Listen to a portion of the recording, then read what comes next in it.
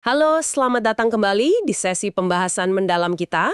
Kali ini kita fokus ke satu bab yang penting banget nih dari buku Amp It Up karya Frank Slootman, bab 11, Ramp Up Sales, atau ya memacu penjualan lah istilahnya. Betul, dan Slutman ini kan bukan sebarang orang ya.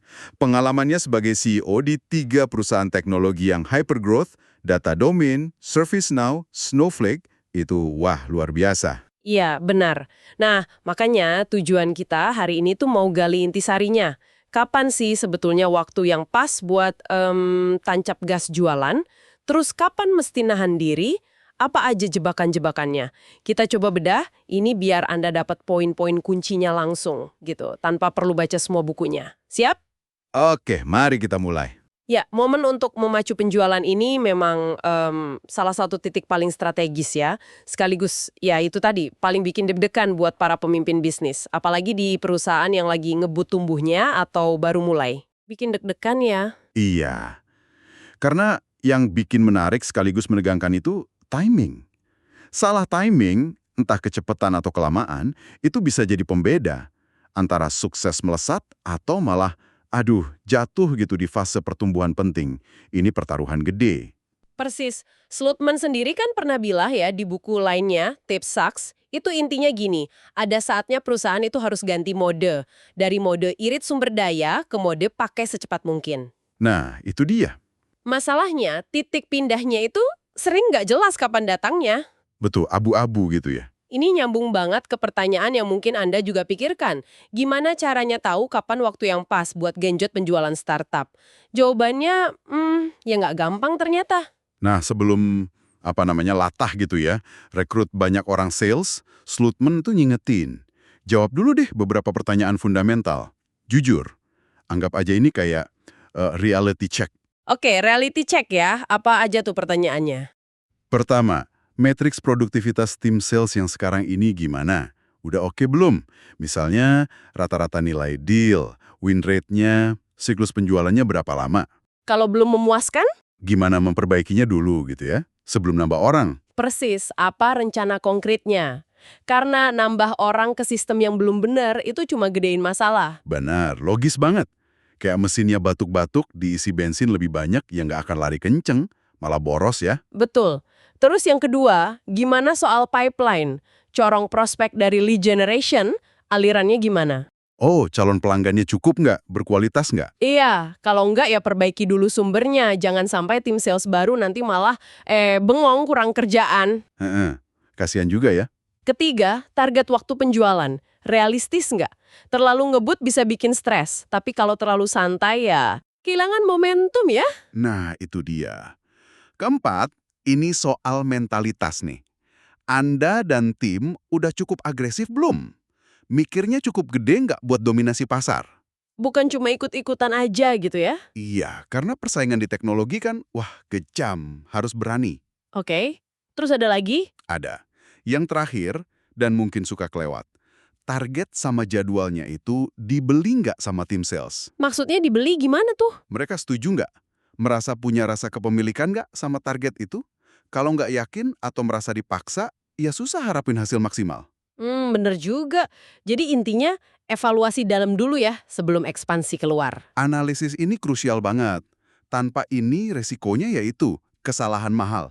Bukan cuma soal gaji loh, Tapi juga waktu dan peluang yang hilang ya. tepat sekali. Nah ngomongin kesalahan mahal, Slutman juga nunjukin beberapa blunder manajerial yang wah klasik banget nih pas mau genjot sales. Pertama, yang paling sering katanya, rekrut jor-joran terlalu dini. Ah iya, ini sering banget. Produknya mungkin belum siap, pasarnya belum jelas, produk market fit belum kuat, atau cara jualnya masih coba-coba gitu. Hasilnya, Iya. ya tim sales baru nggak bisa efektif jualannya. Kesalahan kedua ini agak tricky ya. Gagal bedain mana sales yang jago banget, gunslingers kata Slutman, sama mana yang biasa aja atau bahkan jelek, flatliners, sebelum nambah orang. Wah, kenapa itu penting dibedain dulu? Ya kalau Anda nggak tahu siapa yang sukses dan kenapa dia sukses, gimana caranya mau ngulangin sukses itu sama orang baru? Oh iya, malah bisa-bisa nambahin flatliners lagi ya. Betul. Nah, yang ketiga ini, ironisnya, malah ragu-ragu. Terlalu lambat invest gede-gedean buat skala penjualan padahal semua lampu udah hijau. Loh, Kok bisa gitu? Udah jelas waktunya, malah ragu. Mungkin takut resiko atau udah terlalu nyaman. Padahal momentum pasar kan nggak nunggu. Wah, ini dinamikanya menarik banget ya. Bener. Nah, mari kita lihat contoh nyatanya deh. Data domain. Ini contoh bagus soal sabar di awal kan? Betul, data domain ini kasus klasik jangan buru-buru. Pas Lutman masuk, mereka nggak langsung bangun tim sales gede. Fokusnya satu dulu. Pastiin produk mereka, waktu itu alat deduplikasi data, benar-benar pas sama kebutuhan pasar. Produk market fit-nya solid dulu. Penjual pertama mereka itu kan unik ya profilnya. Sangat teknis gitu. Iya, gayanya lebih kayak business development. Bangun hubungan, edukasi pasar, kasus per kasus. Sukses sih dia, tapi caranya itu personal banget, susah diduplikasi. Bukan proses standar yang bisa diajarin gitu ya? Bukan. Nah, pas mereka coba rekrut orang kedua, yang profilnya lebih standar, yang biasa jualan produk matang, Gagal total ya? Kenapa tuh? karena data domain waktu itu belum siap buat penjualan standar. Produknya masih terus disempurnakan, pasarnya masih di early adopters. Oh, pelanggan awal yang berani coba teknologi baru itu ya? Iya, mereka butuh pendekatan khusus. Ini persis konsep crossing the chasm-nya Geoffrey Moore. Beda banget jualan ke penggemar teknologi awal sama ke pasar massal yang lebih pragmatis. Jadi penjual kedua itu kecepatan datangnya mencoba cara pasar massal di fase early adopters. Tepat, nggak nyambung jadinya. Jadi mereka belajar dari situ. Nambah timnya pelan-pelan banget sambil terus sempurnain produk dan belajar pasar. Yang juga menarik banget dari strategi awal data domain itu dukungan lead generation-nya. Itu masif banget buat tim sales mereka yang kecil. Rasionya gede ya. 3 orang lead dev buat 1 sales. Iya, tujuannya apa? Bukan cuma biar sales rep sibuk terus, walau itu penting buat moral ya. Tapi lebih ke, Biar manajemen bisa cepat belajar dari banyak interaksi, banyak bola dimainin, jadi cepat ketahuan tantangannya apa, keberatannya apa, fitur kurangnya apa. oh jadi kayak laboratorium belajar gitu ya? Nah, itu dia. Aktivitas tinggi di awal itu bukan cuma soal closing, tapi soal belajar cepat. Ini kunci penting. Terus setelah bertahun-tahun hati-hati, produk matang, pasar kebuka, pola jualan ketemu, baru deh data domain ganti strategi drastis ya? Betul. Dalam satu kuartal, tiba-tiba mereka rekrut tim sales gede-gedean. Pasti kaget itu dewan direksinya. Tapi ini bukan nekat kan? Sama sekali bukan. Keputusannya itu basisnya data dan metrik internal yang kuat, udah nunjukin. Sekarang waktunya. Semua udah siap. Produk, pasar, proses, aliran prospek. Walaupun Slutman bilang, mungkin bisa 1-2 kuartal lebih cepat ya. Tapi timing yang pas ini bikin tim baru bisa langsung produktif ya? Nggak perlu meraba-raba lagi. Iya, jadi pelajarannya, sabar, bangun fondasi, terus berani tancap gas pas data udah mendukung. Pelajaran kuat nih dari data domain. Tapi skenarionya bisa beda banget ya. Kayak pas Lutman ke Snowflake, di sana malah kebalikannya kan? Pertumbuhan oke, tapi ada masalah lain. Betul sekali. Di Snowflake, pertumbuhannya memang wah gila-gilaan. Tapi pas Lutman lihat laporan keuangannya, ada lampu merah nyala. Lampu merah apa tuh? Biaya penjualan dan pemasaran S&M ternyata lebih gede dari pendapatan. Ini jelas tanda inefisiensi parah. Waduh, pertumbuhannya dibeli mahal dong, nggak sustainable ya? Tepat. Terus dia gali lagi kan, ditemuin apa? Ternyata pertumbuhan fantasis itu nggak merata kontribusinya dari semua sales global. Ada sebagian besar penjual yang performanya datar, nggak capai target, susah bangun pipeline. Itu yang disebut flatliners. Sementara pertumbuhannya didorong sama... Segelintir gunslingers, penjual bintang yang performanya luar biasa. Jadi ada ketimpangan produktivitas yang ekstrim banget. Terus kesimpulan Slutman gimana? Tajam banget kesimpulannya. Ini masalah eksekusi penjualan, bukan produknya. Logikanya kuat. Kalau produk Snowflake laku keras di New York, tapi melempem di Atlanta, padahal pasarnya mirip, ya masalahnya bukan di produk. Tapi di cara jual atau orang yang jual di Atlanta itu ya? Pasti, ada yang salah di situ. Lantas akar masalah eksekusinya apa aja tuh? Ada beberapa. Pertama, rekrutmennya cenderung asal-asalan karena ngejar pertumbuhan. Fokusnya nambah jumlah orang, bukan kualitas. Kedua, kurangnya sales enablement yang efektif. Pelatihan, panduan, materi jualan, praktik terbaiknya kurang. Jadinya banyak sales dibiarin berjuang sendiri. Cuma sedikit yang berhasil nemu cara. Terus ada lagi. Ada satu kesalahan fatal lagi. Rekrutmen sales di-outsource. Oh, diserahin ke pihak ketiga. Kenapa itu fatal? Slotman keras banget soal ini. Menurut dia, kemampuan rekrut talenta sales hebat itu kompetensi inti manajer penjualan. Itu fundamental. Nggak bisa didelegasikan gitu aja ya? Nggak bisa. Apalagi ke orang luar yang mungkin nggak paham betul nuansa bisnisnya. Manajer penjualan harus bisa merekrut, katanya. Oke, solusinya berarti langsung ke akar masalahnya ya? Iya. Pertama, stop outsource recruitment. Kedua, manajer sales disekolahin lagi cara rekrut yang benar. Kan identifikasi profil driver, cara wawancara, cara jual perusahaan ke kandidat bagus gitu ya? Tepat.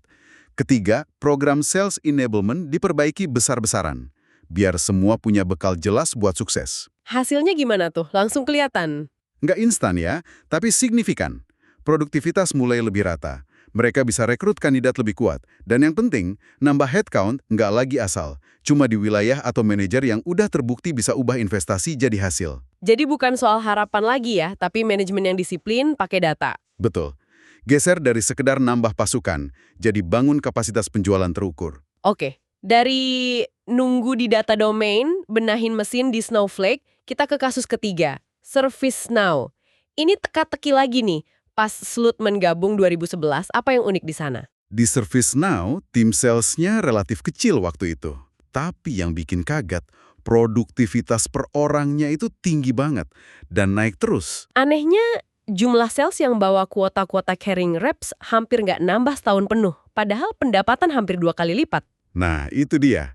Kayak tim kecil yang terus-terusan mecahin target gila-gilaan. Kedengarannya bagus ya, produktivitas super tinggi. Tapi kok malah jadi alarm buat Slutman? Nah, ini dia paradoks di perusahaan hypergrowth. Produktivitas per orang yang terlalu tinggi dan terus naik, sementara jumlah timnya diam aja, itu justru sinyal bahaya. Bahaya gimana? Artinya, perusahaan kemungkinan besar udah telat buat ngebut rekrut sales secara agresif. Mereka kayak mencekik potensi pertumbuhan sendiri. Oh, karena kurang orang di lapangan buat nangkap peluang pasar yang ada. Persis. Permintaan pasar jauh lebih gede dari kapasitas tim sales buat ngelayanin.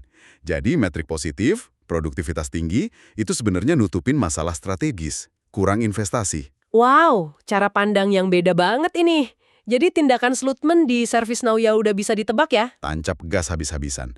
Dia langsung bikin kampanye rekrutmen masif. Istilahnya dia backed up the truck. Kayak bawa truk buat ngangkut talenta sebanyak mungkin ya? Iya. Jumlah seluruh staff sales lebih dari 2 kali lipat dalam waktu kurang dari 6 bulan. Dia tarik banyak talenta dari perusahaan dia sebelumnya. Dia percaya banget sama konsep kuota deployed on the street. Total target penjualan di lapangan. Makin gede ini, makin gede potensi pendapatan. Hasilnya gimana? Berhasil langkah super agresif ini? Spektakuler hasilnya. Walaupun ada efek samping sementara ya. Efek samping apa tuh? Iya, karena banyak orang baru, produktivitas rata-rata per orang sempat datar atau turun dikit beberapa kuartal.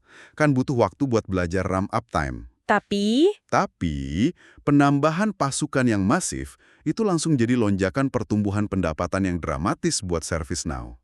jadi keputusannya tepat ya, walau kelihatan berani banget. Tepat, mereka berhasil nangkep momentum pasar yang luar biasa itu. Wah, 3 cerita, 3 perusahaan, 3 skenario beda banget ya. Data domain yang sabar, Snowflake yang benahin mesin, ServiceNow yang kejar ketertinggalan. Semuanya ngasih pelajaran berharga soal seni memacu penjualan ini. Benar sekali. Kalau kita coba tarik benang merahnya nih dari bab 11 ini, ada beberapa prinsip inti yang bisa kita pegang.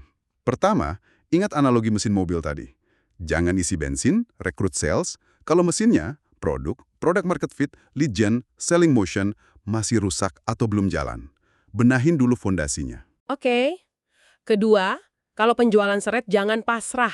Diagnosis dulu, masalahnya di mana, produktivitas orang, kurang prospek, target nggak realistis, strategi kalah saing, komitmen tim. Pakai pertanyaan kunci tadi ya. Betul. Dan ketiga, begitu akar masalahnya ketemu, jangan ditunda. Ambil tindakan tegas dan cepat buat perbaiki. Di dunia yang geraknya cepat gini, nunggu atau berharap masalah kelar sendiri itu, ya, resep gagal. Manajemen efektif itu proaktif dan berani ambil keputusan. Termasuk yang sulit. Termasuk soal kinerja ya. Harus berani kelola yang non-perform, tambah orang di tempat yang udah buktiin bisa berhasil, pakai data. Sebaliknya, tahan atau kurangi investasi di area yang terus-terusan di bawah standar. Nah, jadi apa artinya semua ini buat Anda yang dengerin? Mungkin Anda lagi di persimpangan jalan nih, mikirin kapan mau scale up tim sales. Pelajaran dari pengalaman Slootman yang udah teruji di medan perang hypergrowth ini bisa jadi peta berharga lah ya, biar nggak kejeblos ranjau umum. 3 studi kasus tadi, Data Domain, Snowflake, ServiceNow, itu ngasih spektrum contoh yang kaya banget. Anda bisa ngaca, situasi Anda mirip yang mana, atau malah kombinasi, terus ambil inspirasi langkah berikutnya. Betul. Jadi, intisari pembahasan kita soal bab 11 MP It Up ini, timing itu krusial, tapi timing yang pas ditentukan kesiapan internal. Analisis dulu sebelum bertindak. Belajar dari kesalahan klasik kayak rekrut kecepatan atau malah kelamaan. Dan contoh nyata dari Data Domain, Snowflake, ServiceNow ini kaya banget pelajarannya. Terima kasih sudah menyimak pembahasan mendalam kita. Nah, sebagai penutup, saya mau lempar satu pertanyaan nih buat Anda bawa pulang buat direnungkan. Kita udah banyak bahas bahaya ngebut jualan terlalu dini, tapi ada bahaya lain yang sama gedenya. Risiko nunggu terlalu lama. Oh iya, Di lanskap bisnis yang perubahannya kilat gini, ragu-ragu, hati-hati berlebihan, itu bisa sama fatalnya loh sama tindakan gegabah. Pertanyaannya, kapan sih batas antara hati-hati yang bijak itu kelewat jadi kelambanan yang malah bunuh peluang emas Anda? menarik. Ini seni menyeimbangkan yang perlu terus diasah, spesifik buat konteks bisnis Anda masing-masing. Teruslah belajar dan pertajam analisis Anda. Pertanyaan reflektif yang bagus banget. Sampai jumpa di sesi pembahasan berikutnya.